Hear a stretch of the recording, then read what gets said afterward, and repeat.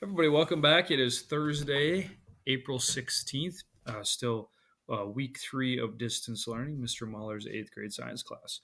Today we're going to move on to gravity and motion, chapter 1.3. Tomorrow we'll have our seasons quiz. So today I'm going to go over a few things. I'm going to read from the textbook, page 18 through 21. I'm going to go over the same information on page 18 and 21, just over a PowerPoint very quickly, and then we should be good. When I'm done with this, and of course, if you do not want to hear me read through the textbook or go through the PowerPoint, you can always skip past that if you've done it all and you want to do all the reading, all the stuff by yourself. But here's the assignment for today. April 16th, just a regular Google form answering questions based on the reading. Okay. This stuff is a little bit difficult for some students because we're talking about things you can't really see. You can't really see gravity. You can't really see force. I mean, you can see the result of force and kind of the result of gravity. You can feel gravity, especially if you're on a weightless or if you're going on a roller coaster, you can feel gravity in certain spots, but it's tough to think about because it's kind of like it's invisible, right? Okay, so that's that. Tomorrow, again, Friday, April 17th, there'll be a Google form on a longer seasons quiz. Use your textbook for that, guys. Do your best. Put up was a Wednesday yesterday. If you're interested, there's an email and Google Hangout tips. Miss Myerson made this video. She probably shared it with you in another class. If not, I just shared her quick 3-minute video. This stuff you guys should know. Okay, people that are probably going to watch this video, you probably already know this stuff, but it's a good watch for 3 minutes. And basically, don't ignore any emails. I know for the most part you guys don't, but if I send you an email, a teacher sends you an email, just respond, because it's like if I saw you in class at school in the hallway and whatever at practice for whatever, you wouldn't ignore me if I ask you a question or if I called on you or something like that. So you should do the same. You should not do the same thing for email. I know it's a little bit different, but yeah. So if you're not watching these update videos, some of them are pretty short. I'd watch them. They're good. If you remember Monday, we had the Ed Puzzle videos. So watch those if you haven't. I think most of you have. Why do we have seasons? That was a 2-day thing. I'm going to grade that as soon as I can. It was a short answer form. Last week, I'm still missing a lot of people in the flip grids. I think I'll click on it. I'll show you guys. I think I have a class of, I think I went over this yesterday too, but a class of 18, I'm missing 10 flip grids.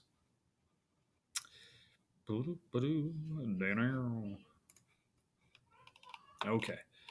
So 10 responses now for space one. Okay. So it looks like Trisha added one. Kobe added one recently. So what's Jack doing?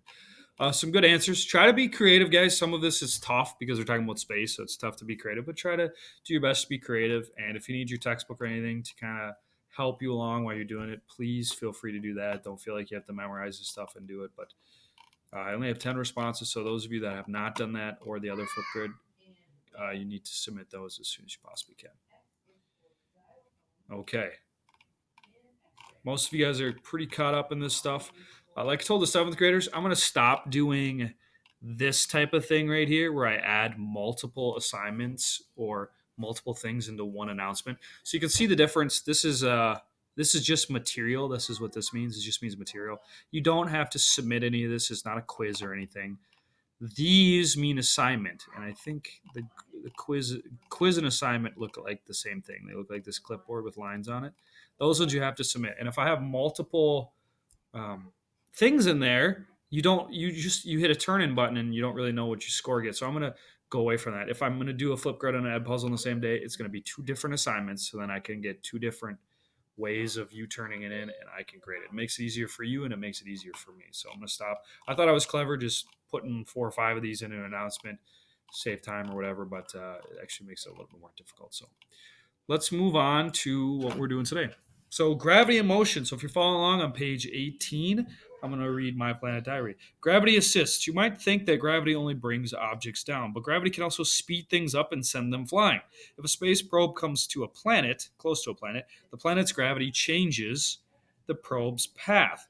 Engineers plan space missions to take advantage of these quote unquote gravity assists. A gravity assist can shorten the probe's interplanetary trip by many years.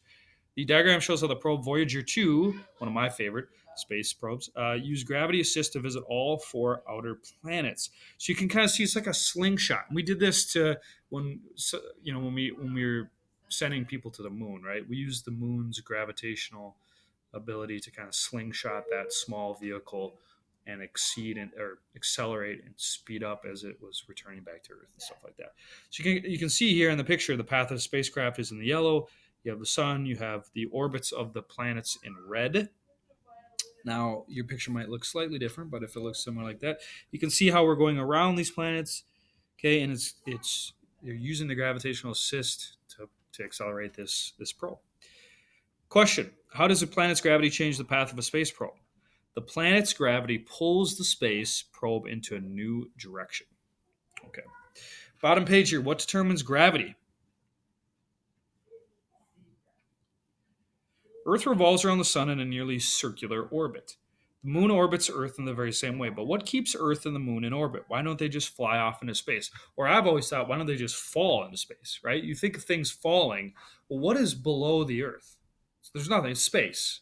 So what is keeping Earth in this kind of invisible space? Now, what scientists have learned is space is not made of nothing, right? There is some sort of like physical material there, dark matter type thing, uh, where there's actual energy there and there's physical atoms and stuff. So that has something to do with it. But I always thought, like, why doesn't the Earth just fall straight down? Where would it fall to? Would it ever land? But it doesn't. It kind of floats, quote unquote, and then of course spins and then revolves around the sun. So what determines gravity? And why doesn't the Earth, when it's rotating and revolving around the sun, just go out into another solar system? First person to answer these questions was the English scientist Isaac Newton. In the 1600s, Newton realized that there must be a force acting between Earth and the moon that kept the moon in orbit around Earth. A force is a push or a pull.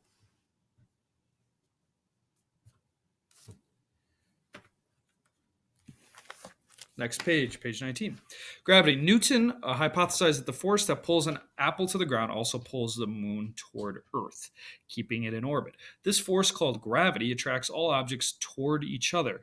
Newton's law of universal gravitation states that every single object in the universe attracts every other object. The blue key here. The strength of the force of gravity between two objects depends on two factors: the mass of the object and the distance between them. So you're going to see how this works, but that makes sense. That sentence just makes sense. The strength of the force of the gravity between these two things depends on how big the masses are. So if you think the sun is gigantic, it's going to have a lot of force pulling things into it, especially things that are not its size. So it can pull planets in, it can pull asteroids in, and comets in, and it can pull all these things because it's much bigger. But also the distance between them. It can more easily pull and have an effect, a force effect on planets and things closer than very, very, very far away, right?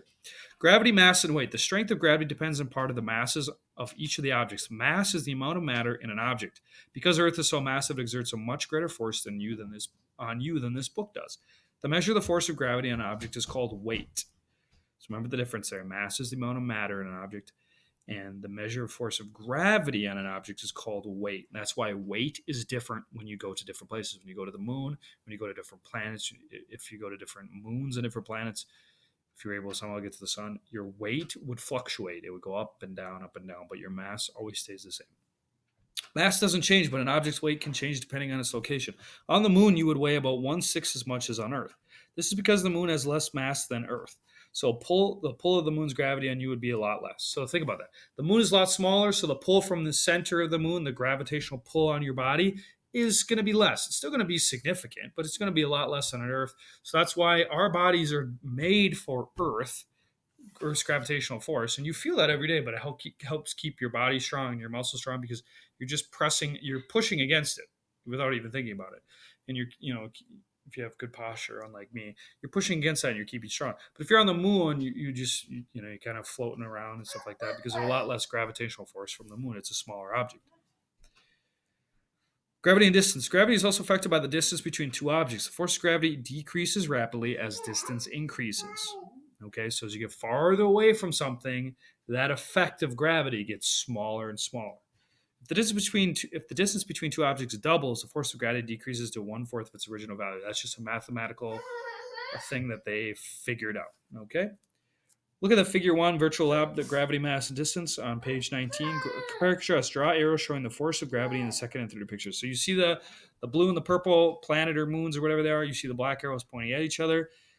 In the second picture, you should also draw some arrows, and the arrows should be almost touching because the gravity is stronger. They're bigger and they're closer to each other. And then the one at the bottom is the force is pretty small. So smaller arrows, not close to touching each other. The distance is farther and the objects are smaller. I get it. Now I know that force of gravity depends on what? The mass of the objects and the distance between them. Page 20. What keeps objects in orbit? If the sun and Earth are constantly pulling on one another because of gravity, why doesn't Earth fall into the sun? Similarly, why doesn't the moon crash into Earth? The fact that such collisions have not occurred shows that there must be another factor at work. The factor is called inertia. Inertia. The tendency of object to resist a change in motion is inertia. You feel the effects of inertia every single day. When you're riding in a car, it stops suddenly, you keep going forward. If you don't have a seatbelt on, your inertia could cause you to bump into the car's windshield or in the seat in front of you. The more mass an object has, the greater is its inertia. An object with greater inertia is more difficult to start or stop. Isaac Newton stated his ideas about inertia as a scientific law. Newton's first law of motion says that an object at rest will stay at rest, and an object in motion will stay in motion with a constant speed and direction unless acted upon by another outside force. A lot of times, what the outside force that kind of slows things down is friction. So if I have a bowling ball, and that's why the bowling lanes, they try to make them as polished and clean and stuff as they possibly can, so the ball just doesn't lose inertia and flies down at a high velocity. But if I were to go bowling in the grass, what's going to be slowing that bowling ball down? If it was just the most polished substance you've ever seen in the entire world, even if I didn't throw that bowling ball very fast, that thing would go far. I probably would lose sight of it. But since it's grass, you have all this resistance, you have this friction slowing down the bowling ball as it rolls. That's the opposite force. Okay. Isaac Newton stated his law. We talked about that. Orbital motion. Why do Earth and Moon remain in orbit? Blue key here. Newton concluded that inertia and gravity combine to keep Earth in orbit around the Sun and the Moon in orbit around Earth. You can see this how this occurs in Figure 2. So let's go down to Figure 2. How would the moon move if Earth's mass increased? So without Earth's gravity, the moon would move off in a straight line. Similarly, Earth's orbits the sun because the sun's gravity on it pulls on it while Earth's inertia keeps it moving ahead. So without the Earth's gravity, the moon would fly off, and who knows, maybe be captured by another planet, by the sun somehow, or something else. Maybe it'd leave the whole solar system. Earth's gravity pulls the moon inward, preventing it from moving in a straight line, but the moon keeps moving ahead because of its inertia. Okay. The moon would spiral toward Earth if the Earth increased in mass. So if the Earth somehow got gigantic, double, triple in size, the moon would actually draw closer to Earth because of its gravitational pull has increased. Last thing here, last page, do the math, analyzing data, gravity versus distance. As a rocket leaves a planet's surface, the force of gravity between the rocket and the planet changes.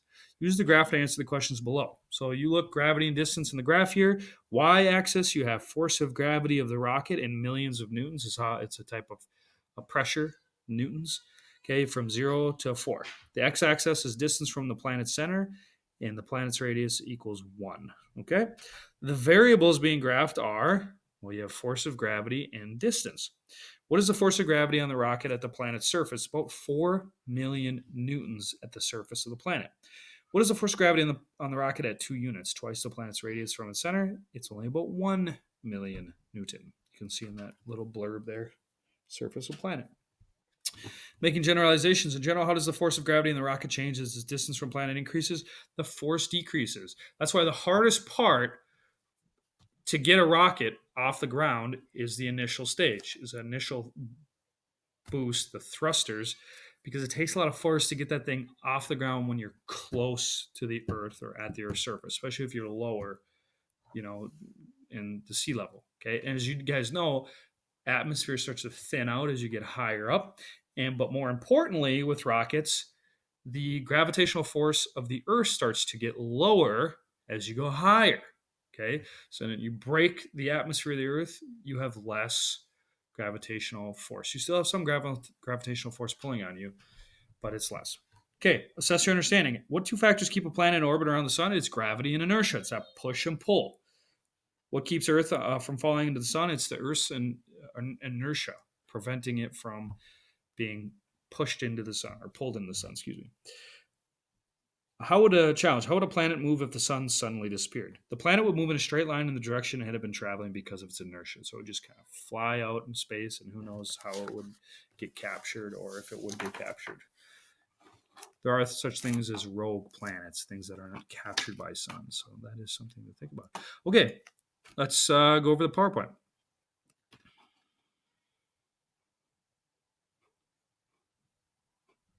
Oh my gosh, I thought my video crashed. It was like 15 minutes in, I lose my mind. Okay. Recognize that gravitational force exists between any two objects and describe how the masses of the objects and distance between them affect the force. Describe how gravity and inertia keep most objects in the solar system in regular, predictable motion. Okay, the first one and second one here are going to be those are the learning targets. Who was the first person to develop the theories on gravity? Isaac Newton was an English scientist in the 1600s. He realized there must be some kind of force acting between the Earth and Moon, or how would it stay up? And how isn't the Earth flying into the sun, or how isn't the Moon flying into the Earth, right? What is a force? A force is a push or a pull. What is gravity? Gravity attracts all objects toward each other because they have mass. And of course, we'll talk about that in just a second. What is the law of universal gravitation? The law of universal gravitation states that every object in the universe attracts every other single object. What determines gravity? Strength of a force of gravity between two objects depends on two factors: the masses of the objects and the distance between them. What is the difference between mass and weight? Mass is the amount of matter in an object. Mass of an object is the same no matter where the object is in outer space in the universe. Weight, however, measures the force of gravity on an object. An object's weight can change depending on where the object is in the universe. How does distance affect the force of gravity? The force of gravity decreases as the distance between two objects increases. Okay. Sorry. What is inertia? Inertia is the tendency of an object to resist a change in motion. Talking about force and inertia, the wrestlers that are out there listening to this, they know exactly what I'm talking about. You know, you got to have more force, you got to have more inertia, be able to resist the force from your opponent, things like that. What is Newton's first law of motion state? An object at rest will stay at rest, and an object in motion will stay in motion with a constant speed unless acted upon by force. What keeps objects in orbit? Newton concluded that inertia and gravity combine to keep Earth in orbit around the sun and the moon in orbit around the Earth. Do the math, page 21. We did that.